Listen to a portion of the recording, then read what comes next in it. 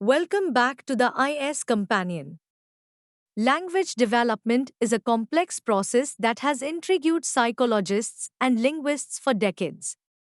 Various theories attempt to explain how children acquire language, focusing on the roles of environment, reinforcement, and innate biological mechanisms. This lecture will explore two major theories of language development: the empiricist perspective championed by B.F. Skinner and the nativist perspective proposed by Noam Chomsky. We will delve into the principles behind each theory, their key concepts, and the criticisms they have faced. 1. The empiricist perspective, B.F. Skinner and operant conditioning. B.F. Skinner, a prominent behaviorist, proposed that language development is primarily a learned behavior. According to Skinner, language acquisition follows the same principles as other forms of learning, primarily through operant conditioning. Key concepts: operant conditioning. Skinner suggested that language is acquired through reinforcement and repetition. When a child produces a sound or word that resembles adult speech, they are rewarded by their caregivers through attention, praise, or fulfilling a request. This reinforcement increases the likelihood that the child will repeat the behavior, gradually shaping their language skills. Verbal behavior. Skinner's concept of verbal behavior explains how language develops through interactions with the environment. He identified different types of verbal operands, each serving a unique function in communication. Commands, requests, or demands made by the child, such as asking for food. Tacts, labels or comments on the environment, like naming objects. Echoic responses, imitative responses where the child repeats what they hear. Textual, reading written words aloud. Intraverbals, responses that involve conversational exchanges, like answering questions.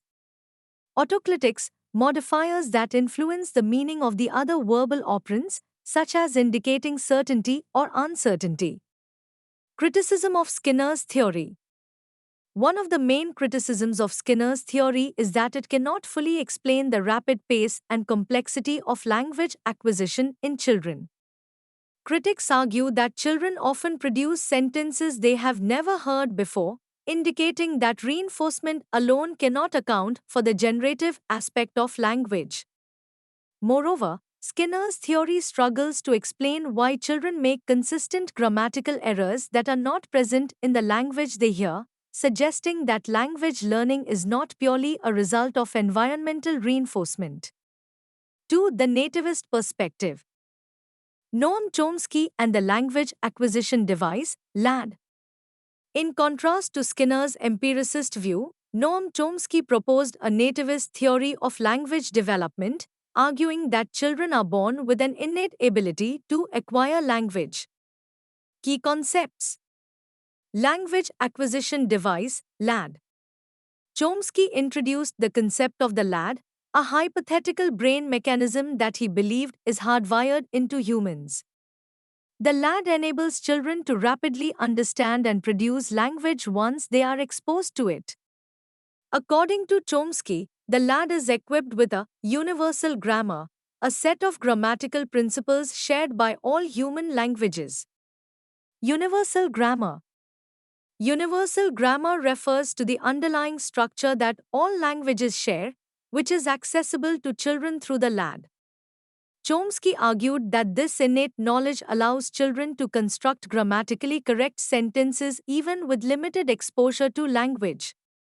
For example, a child can understand the difference between "the cat is on the mat" and "is the cat on the mat" without explicit instruction. Deep structure and surface structure. Chomsky distinguished between deep structure, the underlying meaning of a sentence, and surface structure, the actual spoken or written form of a sentence. The transformation from deep to surface structure explains how different sentences can express the same idea or how the same sentence can be phrased in various ways. For instance, the sentences "John kicked the ball" and The Ball Was Kicked by John share the same deep structure but differ in surface structure. Critical period for language development. Chomsky's theory aligns with the concept of a critical period for language development, which suggests that there is an optimal window during which language acquisition occurs most naturally.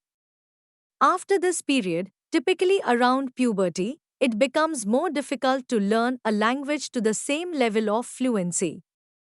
Evidence from studies on children who were isolated from language during this critical period, such as the famous case of Jeannie, supports the nativist view. Despite intensive language training, Jeannie never fully acquired language skills, indicating the importance of early exposure. Criticism of Chomsky's theory. While Chomsky's theory has been highly influential, it has also faced criticism. Some researchers argue that it underestimates the role of social interaction and environmental factors in language development. Additionally, the concept of a universal grammar has been questioned by linguists who point out the vast diversity of languages and argue that not all languages share the same underlying structure. The LAD, as a theoretical construct, has not been directly observed, leading some to criticize the lack of empirical evidence for its existence. Conclusion. Theories of language development reflect the broader debate in psychology between nature and nurture. Skinner's empiricist perspective emphasizes the role of environmental reinforcement in shaping language, while Chomsky's nativist theory argues for an innate biological basis for language acquisition. Both theories have contributed to our understanding of how children develop the ability to communicate, though neither provides a complete explanation on its own.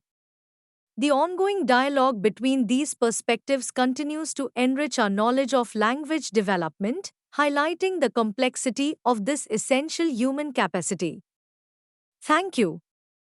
Follow us on YouTube, www.youtube.com/iscompanion.